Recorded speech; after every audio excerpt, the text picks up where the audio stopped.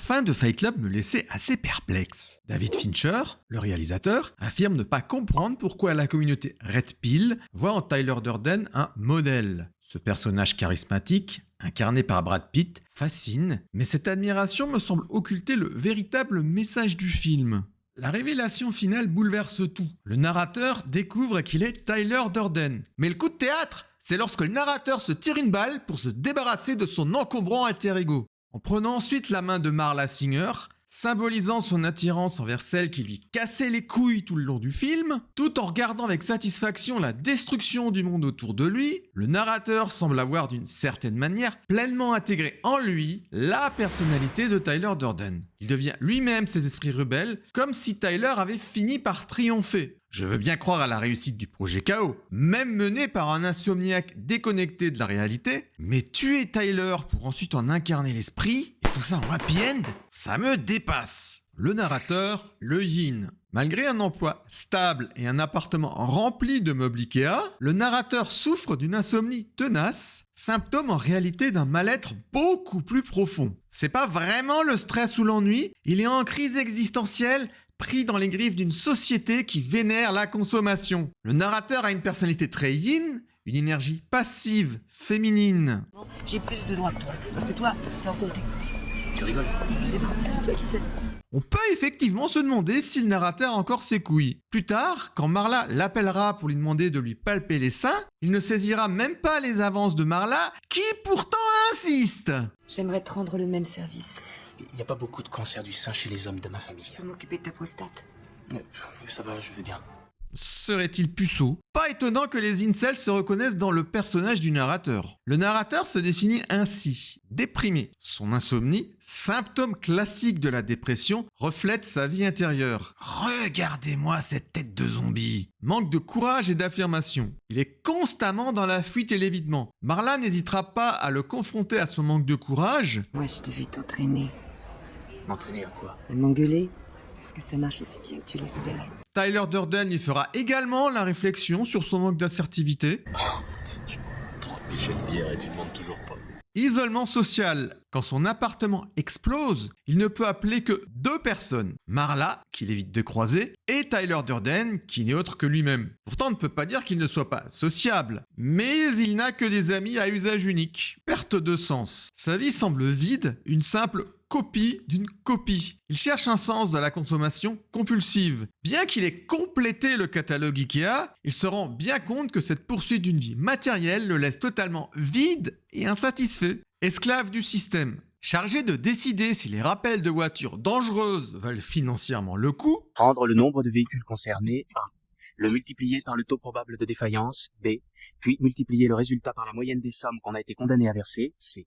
A multiplié par B multiplié par C égale X. Si cet X est inférieur au coût d'un rappel, on ne fait rien. il est payé pour ignorer toute considération humaine. Sa fonction illustre son rôle de pion dans un système déshumanisant auquel il ne parvient ni à échapper ni à s'opposer. Une vie émotionnelle refoulée, il a échangé ses émotions contre un travail avec un bon salaire. Et pourtant, il se rend bien compte, à travers la visite des groupes de soutien, que pleurer a chez lui une fonction cathartique, dont il se retrouve facilement accro. On reste des hommes quand même. Ouais, on est des hommes quand même. Et même que c'est tout ce qu'on est. Il se réfugie dans la consommation, cherchant à se définir à travers les objets qu'il possède. Je feuilletais les catalogues en me demandant quel genre de vaisselle me définit en tant que personne. Son désir n'est pas le sien, mais un désir mimétique, cher à René Girard. Il imite les modèles qu'on lui propose. Mais ces modèles sont-ils vraiment dignes d'être suivis? La télévision nous a appris à croire qu'un jour on serait tous des millionnaires, des dieux du cinéma ou des rockstars. Mais c'est faux. Et nous apprenons lentement cette vérité. On en a vraiment, vraiment plein le cul. Le film date d'avant les réseaux sociaux et leurs influenceurs qui font la promotion d'une vie factice depuis Dubaï. Influenceurs qui souvent n'ont de personnalité autrement qu'en incarnant un idéal de vie parfaite dans l'opulence de la société de consommation. La critique de la société de consommation de Fight Club est donc plus que jamais d'actualité. La pub nous fait courir après des voitures et des fringues. On fait des boulots qu'on déteste pour se payer des merdes qui nous servent à rien. Le narrateur, qui ne connaît ni sa vraie personnalité, ni ses propres désirs, est tellement déconnecté de lui-même qu'il en devient presque invisible. Un pion broyé par un système auquel il ne peut s'opposer. On est des consommateurs, on est des sous-produits d'un mode de vie devenu une obsession. Il est fongible, interchangeable avec n'importe quel autre anonyme, c'est pourquoi le film ne lui donne même pas de nom. Y a aucun nom. C'est qui? Cornelius? Coupin? Travis? De tous ces prénoms stupides que tu donnes chaque soir, c'est lequel?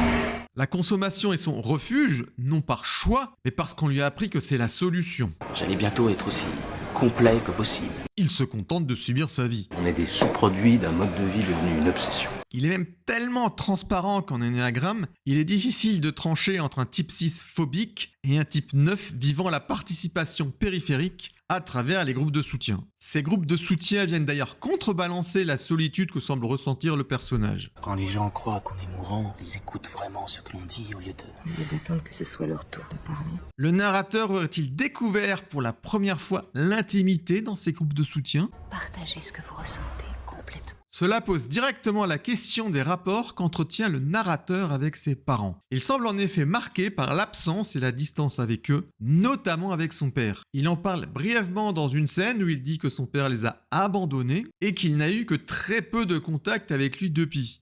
Il est parti quand je devais avoir 6 ans. Il évoque aussi comment, à chaque étape importante de sa vie, son père lui a simplement donné des instructions superficielles comme « va à l'école »,« trouve un travail »,« marie-toi ». Bref, il n'a pas eu de véritable figure parentale, de figure paternelle ou de modèle à suivre. Mais quel rôle a joué sa mère ? On est une génération d'hommes élevés par des femmes. Je suis pas sûr qu'une autre femme soit la solution à nos problèmes. Le refus de former un couple laisse penser à un attachement désorganisé pour les spécialistes de la théorie de l'attachement. La distance avec ses parents alimente son sentiment de désorientation et de vide existentiel, et faute de figure paternelle solide, après avoir échoué à trouver son identité au travers de la consommation, il se tourne tout naturellement vers Tyler pour combler ce manque. Il est comme hypnotisé lorsque Tyler lui parle de sa philosophie dans le bar. L'insomnie du narrateur reflète une quête de sens profonde, une lutte de son moi pour échapper à la superficialité de son existence. Le narrateur suivait les règles de la société de consommation, mais cela semble l'avoir mené nulle part, voire n'a fait qu'accroître à son mal-être. Lorsque Tyler lance le premier combat au narrateur, il le justifie par le fait d'apprendre à se connaître. Comment tu peux te connaître si tu t'es jamais battu? Étrange justification, non ? Les sports de combat allient la discipline physique avec une forme d'introspection et nous apprennent à mieux nous connaître, nous confrontent à nos limites, nos peurs et nos émotions pour développer force, maîtrise et résilience. Et si c'était la raison d'être de Fight Club, rentrer en amitié avec soi-même, apprendre à se connaître et définir qui l'on est vraiment? Je veux pas mourir sans cicatrice. Tyler Durden, le Young. Tyler Durden représente tout ce que le narrateur aspire à devenir. Un homme libre, audacieux, prêt à prendre des risques et à affronter les défis de la vie. En créant cette projection, le narrateur explore des parties cachées de lui-même, notamment son côté rebelle et provocateur, son connard intérieur en somme. Alors que le narrateur incarne la conformité imposée par la société moderne, Tyler est l'incarnation de la révolte contre celle-ci, voire la vengeance contre cette société de consommation et cette autorité invisible qui nous dicte quoi acheter, quoi penser et qui être. Le bonheur en étant un bon consommateur, visiblement, ça ne fonctionne pas pour le narrateur. Tyler Durden déborde d'une énergie Young intense, pleine de charisme, de vitalité, mais aussi d'une violence tendance anarchisante. Ses qualités sont charisme et confiance en soi. Tyler est sûr de lui, à l'aise dans sa peau, et possède une présence magnétique. Ce charisme attire non seulement le narrateur, mais également permis de créer le Fight Club. Tyler se démarque par sa capacité à défier les normes sociales avec assurance, encourageant le narrateur à sortir de sa zone de confort et à se libérer de son apathie. Détachement vis-à-vis de la société de consommation. L'un des aspects les plus séduisants de Tyler est son rejet des valeurs matérialistes. Il énonce des vérités cinglantes sur l'aliénation due à la société de consommation et offre une perspective où l'acquisition de biens ne définit pas la valeur d'une personne. Les choses qu'on possède finissent par nous posséder. Libération des contraintes sociales. Tyler incarne une forme de libération, incitant le narrateur à abandonner les attentes sociales et à explorer d'autres facettes de lui-même. Autonomie et autodétermination. Il pousse ses camarades à prendre des risques et à ne plus dépendre d'autrui pour définir leur identité. Actif. Tyler Durden n'a pas peur de mettre en œuvre ses idées. Frappe-moi avant que j'en ai plus envie.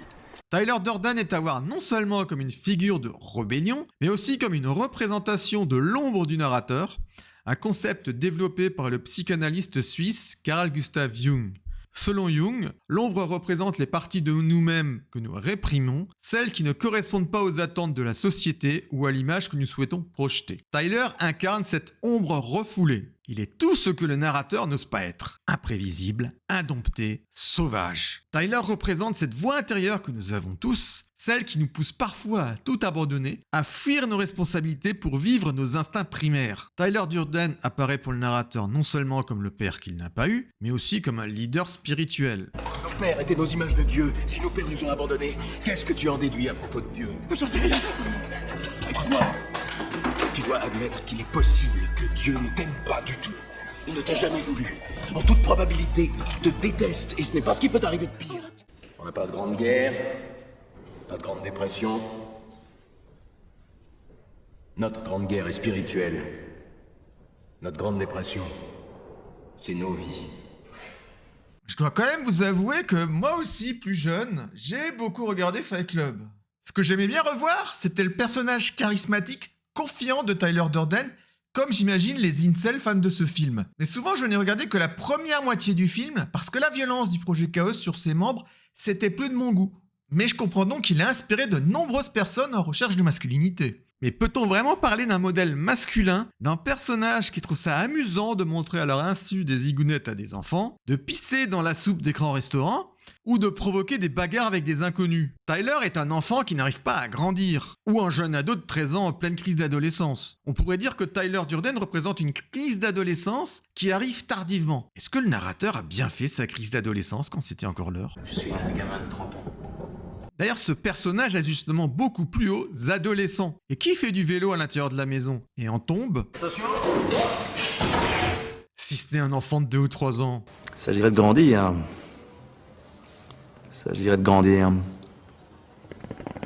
Tyler Durden, incarnation de la masculinité toxique. Avec l'arrivée du projet Chaos, Tyler Durden dévoile son côté plus toxique. Ce qui semblait être une énergie yang, inspirante, devient destructrice et tyrannique. Voyons ce qui pose problème. Déshumanisation des recrues. Tyler traite ses recrues comme des objets prêts à se sacrifier pour lui. Un singe qu'on va renvoyer dans l'espace. Perte d'identité. Les membres du projet Chaos n'ont pas de nom, ils sont dépersonnalisés, anonymes, comme l'est d'ailleurs le narrateur. Dans le projet Chaos, nous n'avons pas de nom. Comme dans la société de consommation qu'il critique, où les individus sont réduits à leur fonction de consommateurs, Tyler réduit ses recrues à leur utilité dans le projet. Ils ne sont plus que des outils sans identité, interchangeables, de simples instruments de son plan, sans valeur individuelle. Maltraitance émotionnelle assumée. Et vous avez envie qu'on vous répète toute la journée que vous êtes une grosse merde? C'est moi, Bandastico. Vous n'êtes pas exceptionnel. Vous n'êtes pas un flocon de neige merveilleux et unique.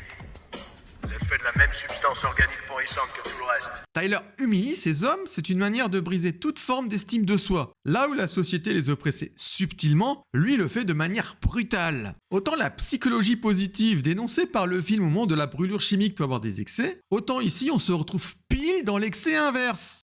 Du rejet des émotions au rejet d'une vie amoureuse, il n'y a qu'un pas. Marla, qui a toujours eu une relation ambivalente avec Taylor, et donc le narrateur, décide finalement de le quitter à cause de son manque total d'empathie.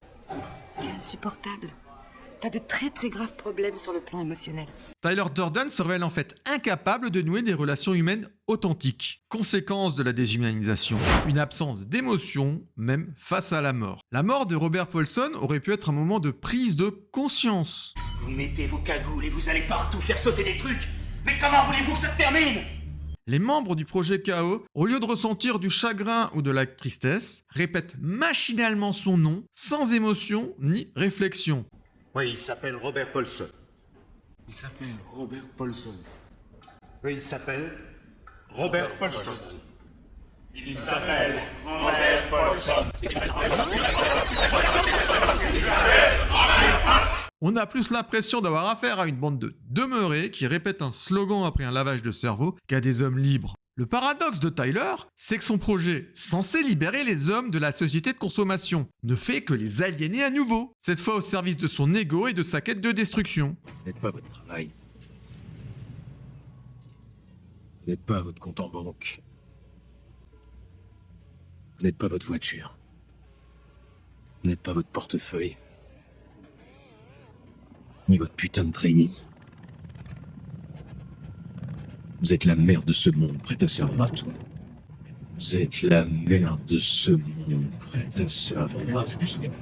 Celui qui accepte de se faire traiter verbalement de la sorte, ou trouve cela inspirant, aurait vraisemblablement ce qu'on appelle une position de vie en analyse transactionnelle, de type « je ne suis pas OK ». Cette position de vie est souvent liée à une sensation d'infériorité, d'impuissance ou de manque de valeur personnelle. La personne dans cette position se voit comme inférieure ou inadéquate par rapport aux autres. Elle conduit généralement à des comportements passifs ou à la soumission, avec une difficulté à affirmer ses besoins. En clair, ça parle à des personnes telles que le narrateur ou aux incels, mais une personne confiante en elle rejetterait un tel traitement. Tyler se présente donc comme un leader inspirant, mais il n'est qu'un tyran déguisé, enfermant les hommes dans une autre forme d'esclavage. Tyler Durden est apparu dans la vie du narrateur au moment où celui-ci apprenait à pleurer à travers la fréquentation des groupes de soutien, donc enfin à exprimer ses émotions. Or, comme le narrateur, Tyler rejette les émotions, peut-être bien davantage encore que lui. Cependant, Tyler n'est pas entièrement dépourvu d'émotions. Aucun être humain ne peut vivre sans émotions, mais il les canalise sous une forme de colère et de rébellion, sous une forme violente. Là où le narrateur fuit ses sentiments par la passivité, Tyler les exprime de manière explosive, sans filtre ni retenue. En termes d'énéagramme, nous avons là typiquement un personnage 8L7. La création de Tyler Durden serait-il l'ultime tentative inconsciente pour le narrateur de continuer à fuir ses émotions et donc de ne pas les vivre?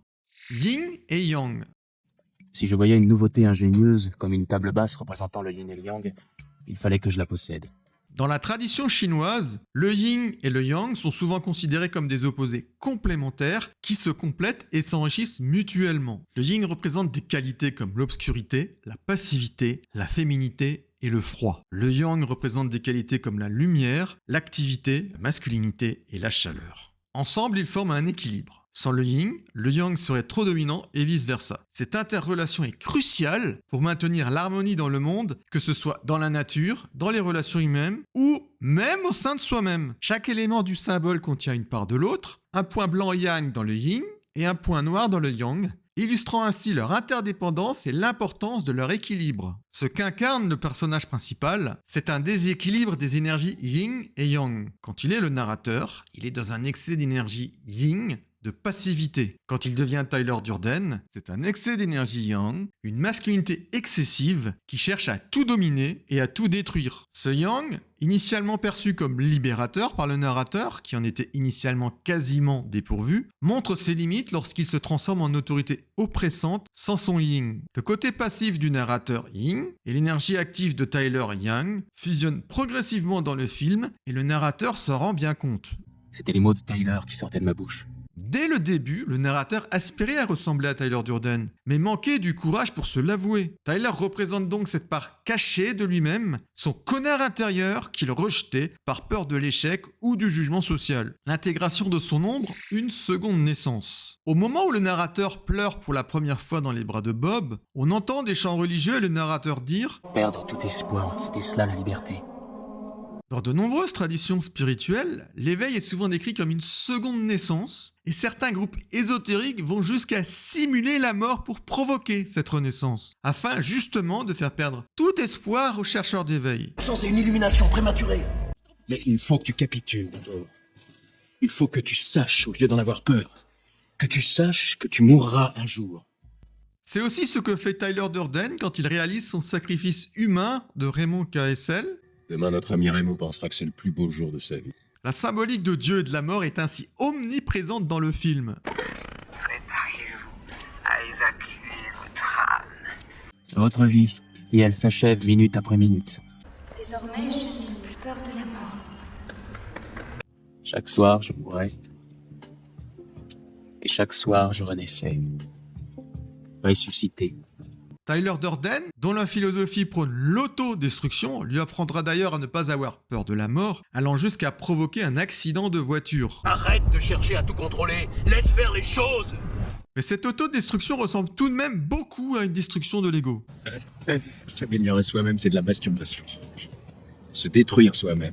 En tentant de se suicider pour se débarrasser de Tyler, le narrateur fait face à son propre désir d'échapper à ses conflits internes. Mais cet acte marque le moment où il se connecte enfin à une force plus profonde, celle de son courage. En se tirant dessus, il ne détruit pas seulement Tyler, il surmonte la peur qui l'empêchait d'accepter cette part cachée de lui-même. Cette confrontation avec la mort devient en fait une renaissance, où il prend conscience que sa personnalité ne doit plus être divisée entre son côté féminin, yin, passif, et son côté masculin, yang, ancré dans la rébellion. Plutôt que de rester piégé dans cette polarisation, notre héros réalise que le véritable équilibre réside dans l'acceptation des deux pôles. Son énergie yang, symbolisée par son désir de se libérer de la société de consommation et de se battre contre les structures oppressantes, et son énergie yin, plus douce, tournée vers la connexion émotionnelle, incarnée par sa relation avec Marla, peuvent cohabiter en lui-même, à partir du moment où il a le courage nécessaire pour cesser de se mentir à lui-même. Cette intégration marque le véritable éveil spirituel du narrateur. En acceptant l'existence des deux dimensions de sa personnalité simultanément, l'une n'étant pas mauvaise et l'autre bonne, mais les deux ayant chacune des qualités et besoin d'exister, il atteint ainsi un nouvel état d'harmonie intérieure, où action et contemplation, rébellion et sensibilité se renforcent mutuellement. Désormais, le narrateur donne des ordres aux membres du projet Chaos, révélant ainsi une nouvelle assertivité qu'il n'aurait pas osé exprimer au début du film. Il n'a maintenant pas peur d'aborder Marla et s'avoue enfin son attirance pour elle. En admirant le spectacle de la destruction des immeubles, on voit qu'il admet enfin avoir souhaité détruire la société de consommation, ceux qu'il avait refoulés jusque-là. Ce n'est pas acceptable en société de vouloir plastiquer des immeubles, c'est donc difficile d'avouer ce désir. D'où le refoulement dans l'ombre, et c'est pourquoi il semblait dans la scène avant l'accident de voiture n'avoir pas de but dans la vie. Vous auriez aimé faire quoi avant de mourir? Peindre mon autoportrait. Construire une maison. D'accord. Et toi? J'en sais rien du tout. Attention, reste à droite. Vous avez sûrement la réponse à cette question. Cela représente une libération, non seulement de ses aspirations profondes, mais aussi des parties cachées de lui-même, de sa véritable identité qu'il cherchait auparavant dans la consommation frénétique. Cette intégration symbolise un chemin vers la vraie liberté, une liberté qui ne réside pas dans le chaos ou la rébellion, mais dans la connaissance et l'acceptation de soi. Dans la vraie vie, l'intégration de l'ombre jungienne nécessite un important travail sur soi, ça n'arrive pas instantanément. Être prêt à mourir, comme dans certaines traditions spirituelles, et comme c'est suggéré par Tyler Durden, aide probablement beaucoup à une intégration très accélérée.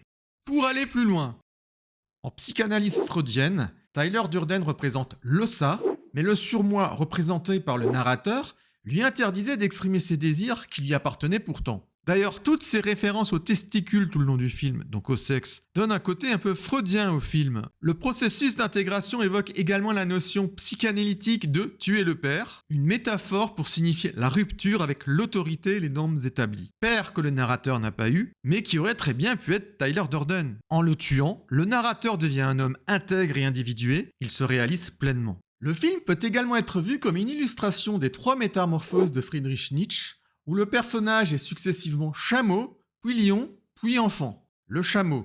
Au début, il est soumis aux attentes de la société, un chameau docile, écrasé par les normes de consommation et les responsabilités professionnelles dénuées de sens. Le lion.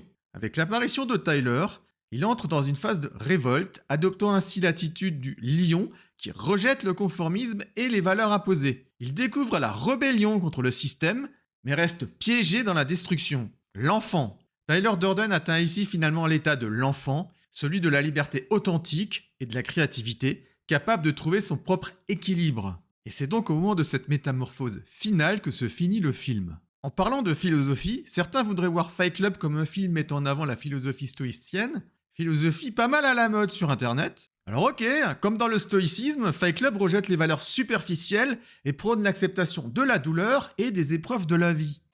Seulement quand on a tout perdu qu'on est libre de faire tout ce qu'on veut. Mais Tyler Durden incarne une forme de chaos et de destruction.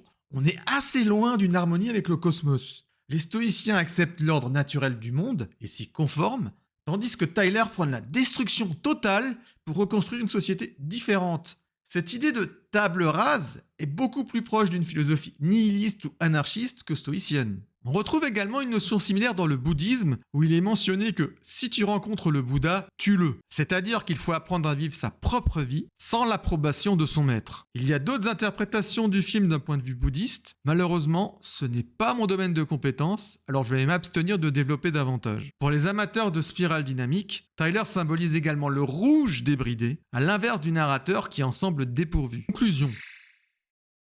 Fight Club nous invite à réfléchir à nos propres luttes internes, à la manière dont nous nous confrontons à notre ego et à ce que signifie vraiment être authentique. Le film ne prône pas la destruction aveugle, mais encourage la reconnaissance et l'intégration de nos parts cachées afin d'atteindre un véritable équilibre intérieur. Son message profond nous invite à accepter notre ombre, non pour qu'elle nous domine, mais pour trouver une paix authentique, libre des illusions matérielles. Et d'ailleurs, après avoir écrit cette vidéo, je suis tombé sur cet article du Guardian où Chuck Palahniuk, l'auteur du livre qui a inspiré le film, nous le confirme. Il s'agissait plutôt de la terreur de vivre ou de mourir sans rien comprendre d'important à propos de soi-même. Bingo!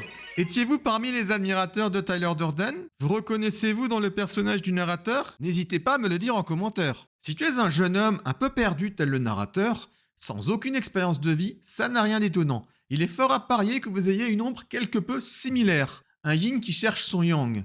Il te reste à apprendre à mieux te connaître pour pouvoir toi aussi intégrer ton ombre. Si tu as aimé cette vidéo, n'hésite pas à mettre un petit pouce, ça m'aide pour le référencement. Et je te dis ciao, à bientôt Internet, ciao.